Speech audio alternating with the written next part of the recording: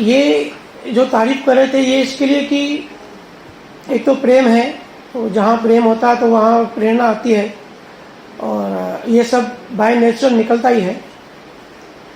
और किसी ने कहा कि स्टेटस देखने से भी वाइब्रेशन आ जाती है, वो सब ठीक है, लेकिन मैं एक बात बता दूं कि हम जब पैदा होते हैं, मैंने अभी भी किसी को बताया, हम हमारी पूरी लाइफ लिखवा के आते हैं, कोई भी कुछ चेंज नहीं कर सकता उसमें।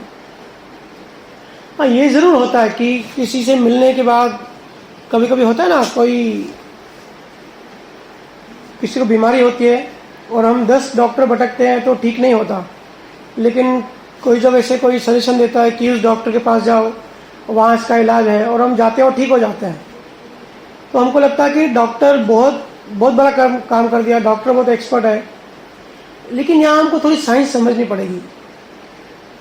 वो डॉक्टर एक्सपर्ट नहीं है, वो जो है सो है। हमारी डॉक्टर की लेन देन ऐसी है, हमारा उसके साथ कर्मों का ऋणानुबंध ऐसे है कि हमको ठीक उसी के हाथों होना था। इसके लिए हम राइट टाइम पे राइट जगह पहुंचते हैं, और वो हमारा जो प्रॉब्लम था, जो बीमारी थी, उस डॉक्टर से ठीक होनी थी, तो वो ठीक हो जाती है। डॉक्टर का भी कर्म पूरा होता है, हमारा भी कर्म पूरा होता है, तो वो एक एनर्जी रिलीज होती है। तो वैसे ही जैसे कहा किसी ने कि स्टेटस देखने से या याद करने से या भजन सिमरन करने से भी जो हमारी जो बहुत सारी चीज़ें ठीक हो जाती है। लोग बताते हैं कि उनकी बहुत सालों से नींद नहीं आती है, नींद की टैबलेट लेनी पड़ती है, तो सिमरन मेडिटेशन स्टार्ट किया, नींद आना चालू हो गया, वो गोली जो थी वो बंद हो गई, और जो एक डिप्रेशन टाइप लगता था वो बंद हो गया। तो ये सब भी ऐसा नहीं है कि मतलब मेडिटेशन ने कोई चमत्कार कर दिया या गुरु ने कोई चमत्कार कर दिया, ऐसा नहीं है।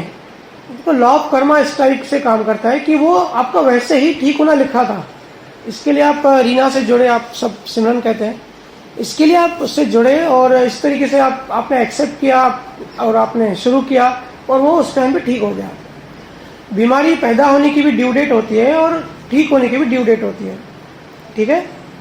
और कोई भी इस दुनिया में, ये आप लिख लो, कोई भी इस दुनिया में कितना भी बड़ा डॉक्टर हो या कोई बाबा हो या कोई, हम सुनते हैं ना बहुत शक्ति है, वो ठीक करता है, दुनिया में किसी के पास भी इतनी पावर नहीं है। ये सब धोखा होता है कि कोई किसी को जाकर ठीक कर दे, कोई आशीर्वाद ले ले या कुछ चढ़ावा कर दे, या इस तरीके से जो होते हैं सब भ्रम होते हैं। कोई किसी का प्रॉब्लम ना ठीक कर सकता है, ना कोई किसी को प्रॉब्लम दे सकता है। ये साइंस है, ये नियम है, हमको नियम समझना है, हमको इन बातों से ऊपर उठना है। हमारे गुरु की ये ही कोशिश लगी रहती है कि कैसे भी किसी भी तरीके से ये जो इन चीज़ों में हम फंसे रहते हैं, हम क्या है ना, हमको ज्ञान नहीं होता, तो बहुत सारी चीज़ों में हम उलझनों में लगे रहते हैं। तो हम ऐसे किसी इंसान की तलाश करते हैं जो हमारा एक दिन में सब ठीक कर दे। अपनी सहेलियों से, फैमिली से सिर्फ ढूंढते रहते हैं, ऐसा कोई बाबा मिल जाए, ऐसा कोई पंडित मिल जाए, कुंडली देखे और सब ठीक कर दे और सॉल्यूशन बताए। और जब कोई बताता है ना, हम बहुत एक्साइटेड होते हैं कि भाई जल्दी मिले उससे, जल्दी हमको हमारा प्रॉब्लम का सॉल्यूशन मिल जाए। तो ये धोखा होता है। कर्म सत्ता ऐसे काम करती है। अगर किसी गांव के पंडित से हमको ठीक होना लिखा रहेगा ना, तो हमारी कुदरत हमको वहां पहुंचा ही देगी, और उससे मिलने के बाद उसकी शक्ल देख के हम ठीक हो जाएंगे। तो इसमें कर्ता भाव नहीं, ये तो ठीक है, ये तो ट्रांजैक्शन हुई, लेकिन इसमें कर्ता भाव नहीं आना चाहिए। ना उस पंडित की, बाबा की, जिसने ब्लेसिंग की या जिसने आपको जो भी सॉल्यूशन दिया होगा, ना ही हमारे मन में ऐसा आना चाहिए कि भाई इसकी वजह से इसने ब्लेसिंग की तो हम ठीक हुए। इसमें पावर है।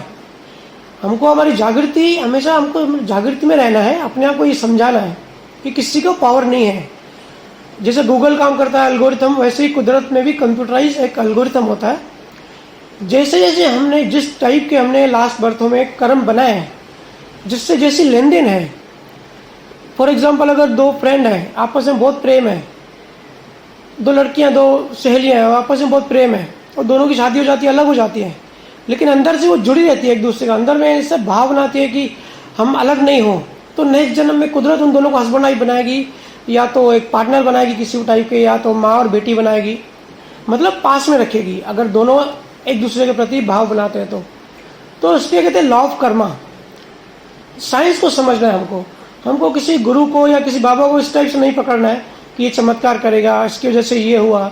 हमको साइंस समझनी है, और साइंस ये कहती है कि जो जिसने बीज बनाया है, जैसे जैसी लेन देन हमने क्रिएट की है, क्रिएट करने का मतलब हमने वो एनर्जी पैदा कर दी पिछले जन्मों में, वो अब एनर्जी जो परमाणु होते हैं, जो एटॉम्स होते हैं, वो हमने बना दिए, वो हमने बांध दिए और इस जन्म में वो रिलीज होंगे। वो जो है ना, इस जन्म में वो कर्म की लेन देन वो कंप्लीट होगी।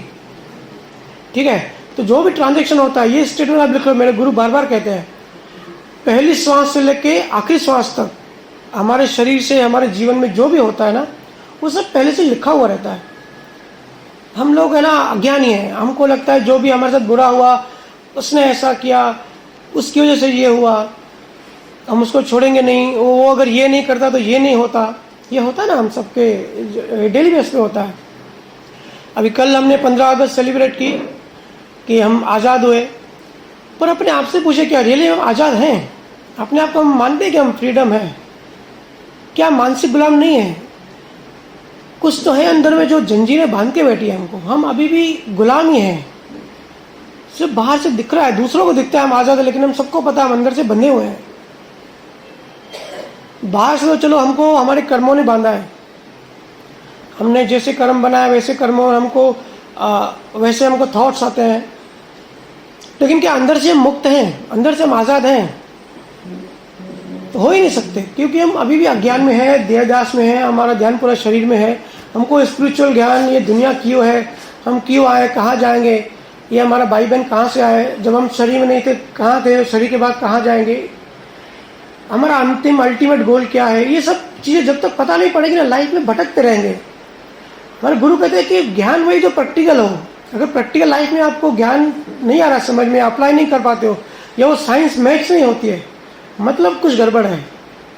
देखो यूट्यूब पे पूरा ज्ञान भरा पड़ा है, मोटिवेशन, 1000 मोटिवेशन स्पीकर दिन भर मोटिवेशन के देते रहते हैं, हजारों टाइप के सत्संग सुनते हैं, ज्ञान सुनते हैं, फिर भी हम वैसे के वैसे क्यों होते हैं? क्यों नहीं बदलते, क्यों नहीं चेंज होते? जो मोटिवेशन की जो स्पीच देते हैं ना कि भाई गुस्सा मत करो, अपनी बीवी से मत लड़ो, वो घर जाके अपनी बीवी से लड़ते हैं, उनको खुद को भी नहीं पता होता, क्योंकि ये सब पहले से लिखा हुआ रहता है। तो फिर मुक्ति की आज़ादी क्या है? हम कब मुक्त होंगे? हम बाहर कुछ भी बदल नहीं सकते, बाहर कुछ भी चेंज नहीं कर सकते, ठीक है ना? दूसरों को चेंज कर सकते हैं ना खुद को, जो हमारा जो बॉडीली जो बिहेवियर होता है। पति पत्नी को चेंज करना चाहते हैं पूरी जिंदगी, और पत्नियां चाहते हैं, हमारी पति चाहते हैं हमारी पत्नियां चेंज हो जाए। सास बहू एक दूसरे को बदलना चाहते हैं कि भाई ये गलत है, ये सुधर जाए तो सब ठीक हो जाएगा। बच्चे माँ बाप को सुधारना चाहते हैं, माँ बाप बच्चों को सुधारना चाहते हैं। ये होता है इन सबकी लाइफ में, और क्या होता है? छोटी छोटी बातों में हमारी लाइफ शुरू होती है और ख़त्म हो जाती है। तो ये सब इसके लिए होता है, हम इसके लिए स्ट्रगल करते हैं, इसके लिए कोशिश करते हैं, क्योंकि हमको ज्ञान नहीं है, एक्चुअल हमारी समझ नहीं है।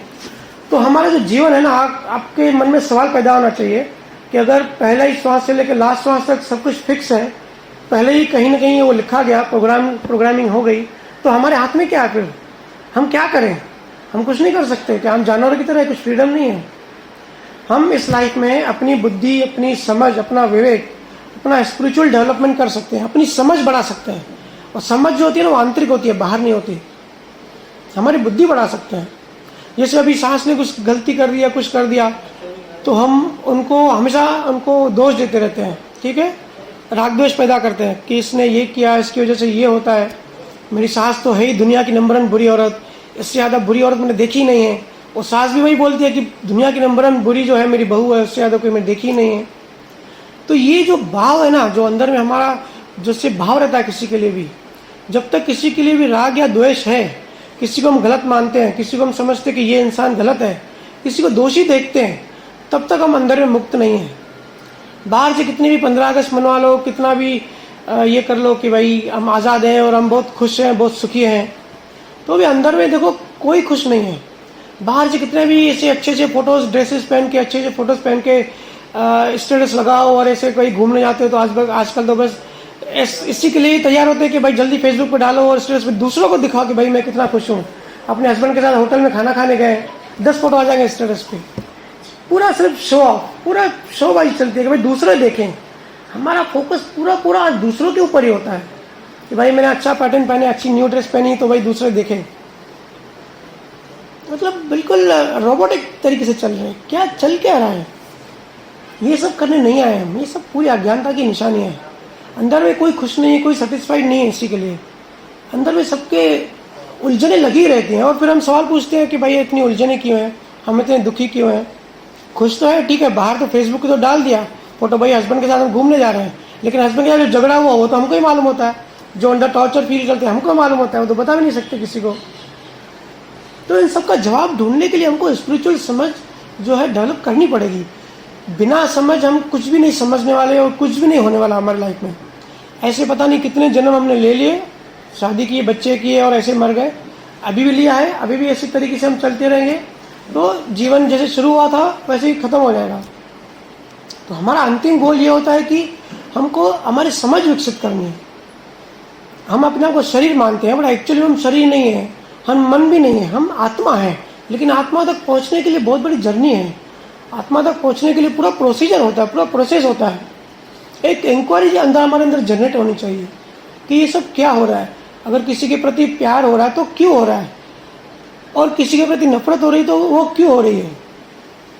रागद्वेष, सारे संत सारे ज्ञानी बताते कि रागद्वेष नहीं होना चाहिए, तो रागद्वेष क्यों नहीं होना चाहिए, रागद्वेष से क्या है, कर्म कैसे बनते हैं, कर्म क्या होता है, कर्म फल क्या होता है, ये पूरा हमको जब तक नहीं समझेगा ना तब तक हम कुछ ना कुछ लाइफ में, जैसे अभी मेरी किसी से बात हुई तो हम लोग खुद को गिल्टी फील करते हैं कि अगर किसी गलत हॉस्पिटल में हमने किसी अपने को एडमिट करा दिया और उसकी डेथ हो गई तो ऐसा आता है मन में कि भाई ये डॉक्टर ने गलती कर दी, डॉक्टर ने गलत ऑपरेशन कर दिया, इसकी वजह से इसकी डेथ हुई, है ना। ऐसे हम इल्ज़ाम देते हैं ना दूसरों के ऊपर, तो हम बार बार डिप्रेस फील करेंगे, डिमोटिवेट फील करेंगे, और ये गिल्टी की जो एनर्जी है ना ये बहुत बुरा काम करती है।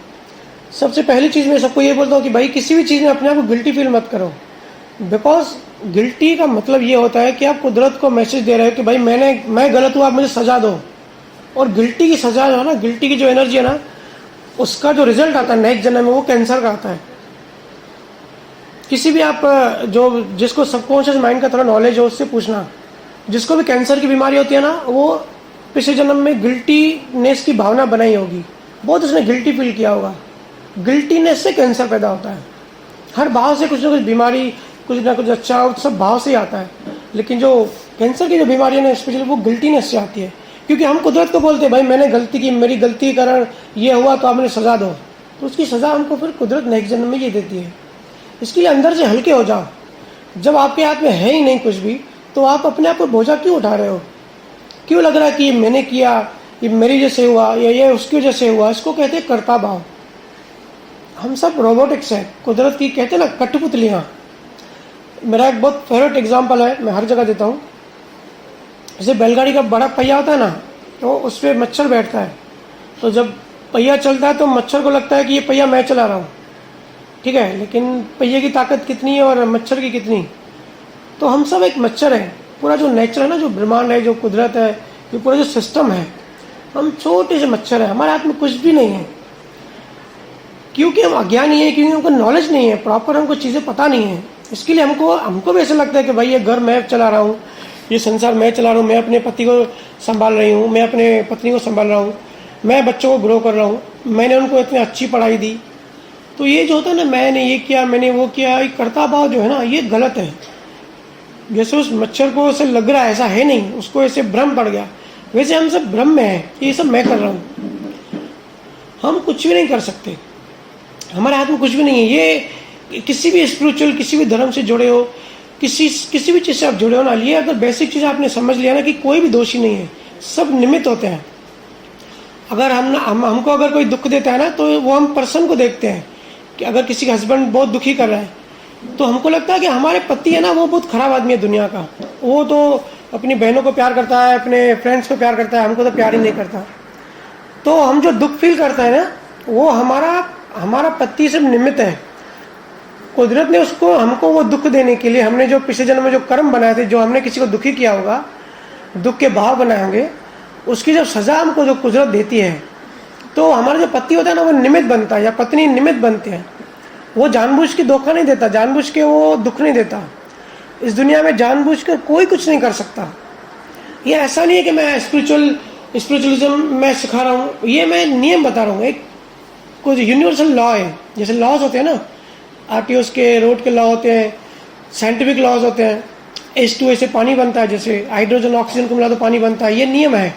अगर पानी को गर्म करोगे तो 100 डिग्री पे वो स्मोक बनेगा, ये नियम है। आप इंडिया में करो या अमेरिका में करो, ये कोई स्पिरिचुअलिज्म में ये नहीं है, किसी की मान्यता नहीं है। अगर कोई मुस्लिम भी पानी को गर्म करेगा तो 100 डिग्री पे ही वो स्मोक होगा, और कोई हिंदू करेगा तो भी 100 डिग्री पे। इसको बोलते हैं नियम, लॉ। तो ये जो मैं बता रहा हूँ ना, ये भी लॉज है। हमारी लाइफ कैसे चलती है, इंसान कैसे चलता है, क्यों इतनी अप डाउन आते हैं लाइफ में, क्यों कोई बहुत ज़्यादा दुखी होता है, कोई बहुत ज़्यादा सुखी होता है, कोई अमीर होता है, कोई गरीब होता है, तो ये सब क्यों होता है, ये सब लॉज हैं। उसके क्रिएटर हम खुद ही होते हैं। पिछले जन्म में जो हम जिस तरह के भाव बनाते हैं, इस जन्म में रिजल्ट आता है। इसके लिए सब निमित्त बनते हैं। अभी वो कुदरत तो हमको आएगी नहीं नीचे सुख का दुख देने, तो हमारे पति, हमारे बच्चे जो है ना, वो निमित्त बनते हैं हमको दुखी करने के लिए। किसी किसी घर में देखते हैं जो कभी कभी हैंडीकैप बच्चे होते हैं या हैंडीकैप कोई होता है, तो उसकी बहुत सेवा करनी पड़ती है।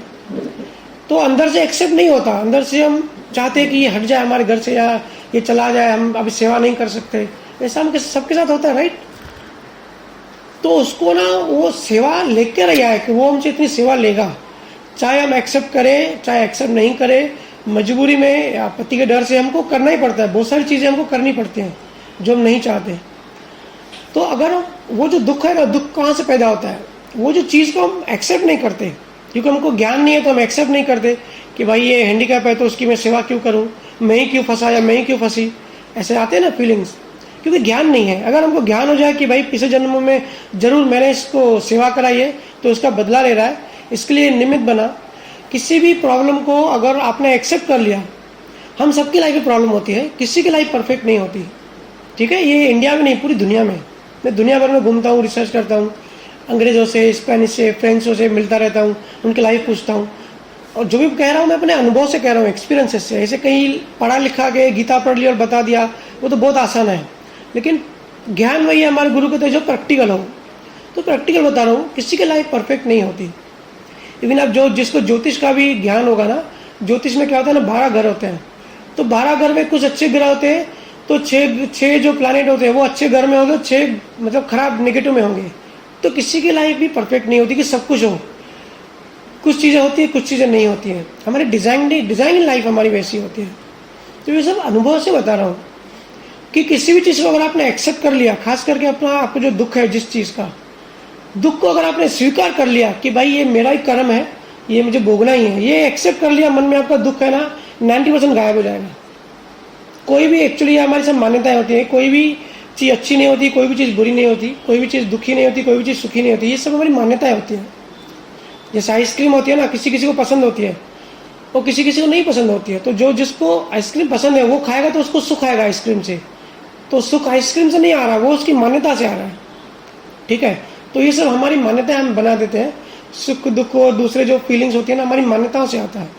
जैसे अभी आपने कहा कि तारीफ करी काफ़ी सारी, तो ये आपने मान्यताएं बिठा दी है, एक्चुअली ऐसा है नहीं। तो साइंस में सिर्फ सिद्धांत काम करता है, सिर्फ प्रैक्टिकल चीज़ें काम करती हैं। इसी के लिए अभी मेरे 2-3 दिन से जो अकोला के खास करके लोगों से मिल रहा हूँ, तो परेशानी में बहुत डूबे हुए हैं, मतलब बहुत ज़्यादा उलझे हुए हैं। तो यहाँ बहुत ज़रूरत है इन चीज़ों को समझने की। मैं सारे जो भी सॉल्यूशन प्रोवाइडर होते हैं ना, जो भी कहते हैं कि ये कर दो, ये पूजा, जो खास करके हम जाते हैं कुंडलियाँ दिखाते हैं तो बोलते हैं आपको काल सर्प है, आप ये पूजा करा दो, गारंटी देता हूँ ठीक हो जाएगा। या जो भी मोटिवेशनल स्पीकर्स होते हैं कि भाई आप ये कर लो तो आपका से दुख हट जाएगा।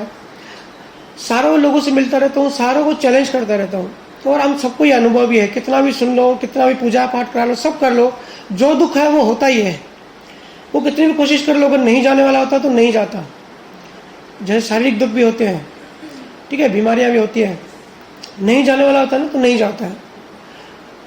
और अगर उसकी ड्यू डेट खत्म हो गई, क्योंकि हर चीज़ की एक एक्सपायरी डेट होती है, तो कर्मों की भी एक्सपायरी डेट होती है, ठीक है, हर चीज़ हमेशा नहीं रहती।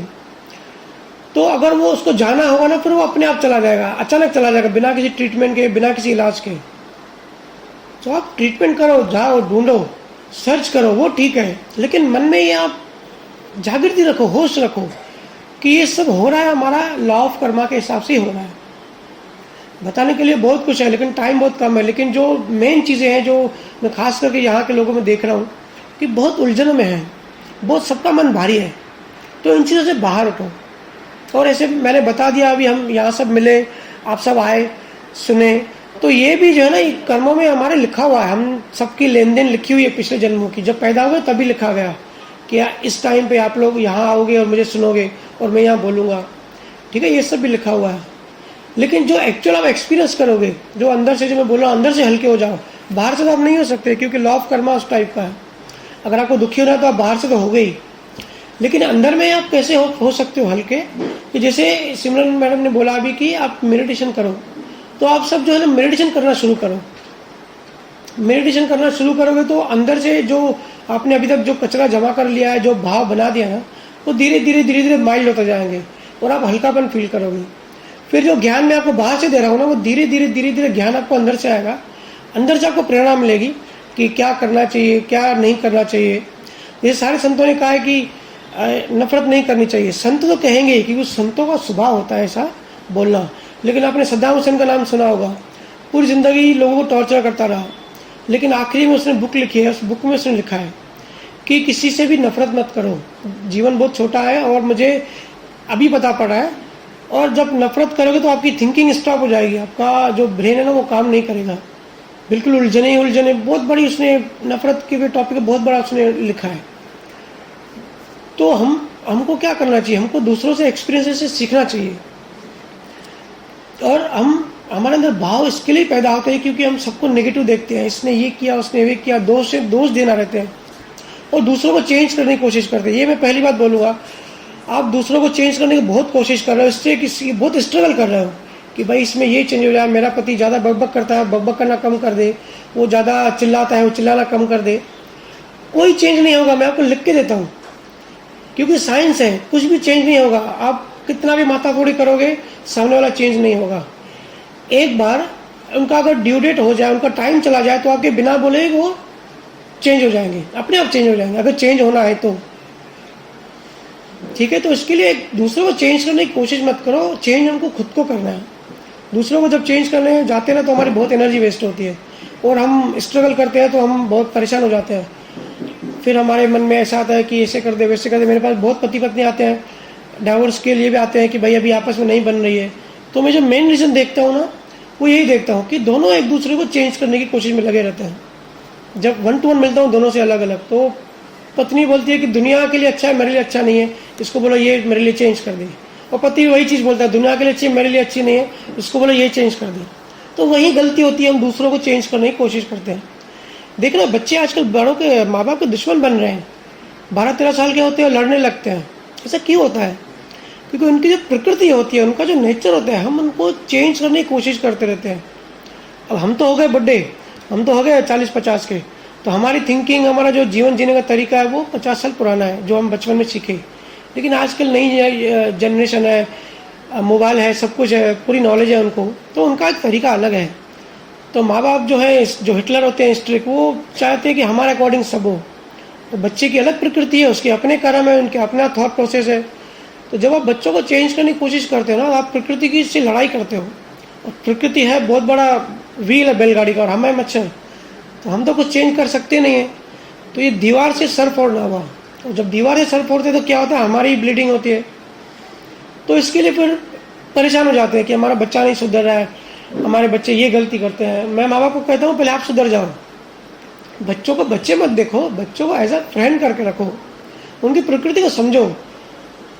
जो अगर 20 साल बाद डॉक्टर बनने वाला है ना, तो बचपन से ही उसके जो शौक है, उसके जो उसकी अट्रैक्शन होगी साइंस के प्रति होगी कि मैं MBBS करूं, आप उस कोशिश करो चाहे ना करो, वो डॉक्टर ही बनेगा। 20 साल बाद बनना है, लेकिन बीज उसके अंदर है, तो अभी से प्रोसेसिंग चालू हो जाएगी। वो पढ़ाई में अच्छा होगा, अपने आप अच्छे उसका ध्यान पढ़ाई में ही होगा, बुकिश हो जाएगा। ठीक है, और जिसको डॉक्टर नहीं बनना है, जिसको सिंगर बनना है, क्रिकेटर बनना है, और आप अपनी प्रकृति उसके ऊपर ढालो कि भाई तेरे को डॉक्टर बनना है, तो वहाँ होती है लड़ाई, वहाँ होता है स्ट्रगल, वो उसकी प्रकृति अलाउ नहीं करेगी। और मैं बताऊँ आपको, हम इतने छोटे हैं कुदरत के सामने कि प्रकृति हमारे ऊपर चढ़ जाती है। जैसे अगर हमारे हस्बैंड वाइफ से डिस्प्यूट होता है, ठीक है, हस्बैंड खास करके कंप्लेन करते हैं कि भाई बहुत गुस्से वाली है, बहुत चिल्लाती है। और जब वाइफ से पूछता हूँ, बोलती है मैं तो चिल्लाना नहीं चाहती और गुस्सा नहीं करना चाहती, लेकिन फिर भी हो जाता है। उस टाइम पता नहीं क्या हो जाता है।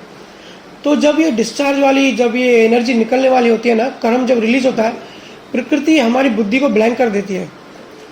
कितना भी हम कस्में खाएं, कितना भी सोचे कि भाई कल से हस्बैंड के ऊपर बेचारा शरीफ आदमी के ऊपर गुस्सा कर दिया, पूरा सास का गुस्सा हस्बैंड के ऊपर निकाल दिया और कल से ऐसे नहीं करेंगे, फिर कल हस्बैंड रात को थक के दुकान से आएगा और हम चालू हो जाएंगे, दिन भर अंदर गुस्सा भरा है घर के सब चीज़ों की वजह से और पति के ऊपर निकाल दिया।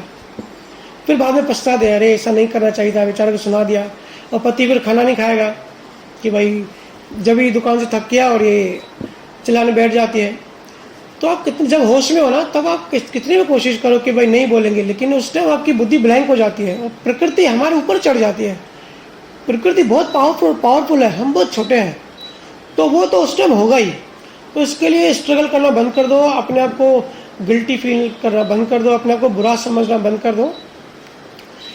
जब ये हो जाए, जब गुस्सा निकल जाए, जब एनर्जी रिलीज हो जाए, कर्म खत्म हुआ आप दोनों का, जब वो हो जाए उसके बाद आप पछतावा करो और माफ़ी मांगो जाके। और उस टाइम अपने आप को और अपने गुरु को, जिसको ये मानते हो, प्रकृति को, नेचर को, उसको रिक्वेस्ट करो कि मैं चाहती हूँ ऐसे मेरे कर्म नहीं बने कि मैं गुस्सा करूँ। ठीक है, उस टाइम माफ़ी मांगो बाद में जब होश आए। लेकिन जब गुस्सा करना होगा तो आप करोगे ही, और पति को करना होगा वो भी करेगा ही, बच्चों को करना होगा करेगा ही, कोई रोक नहीं सकता। दुनिया की कोई शक्ति रोक नहीं सकती, क्योंकि दुनिया की सबसे बड़ी शक्ति है लॉ ऑफ कर्मा। वो लॉ ऑफ कर्मा काम करता है। और लॉ ऑफ कर्मा ऐसा नहीं है कि कृष्ण भगवान ने अर्जुन को बताया और हम सब मोस्टली यहाँ हिंदू हैं तो हम हिंदू हैं तो कर्मा बताते हैं।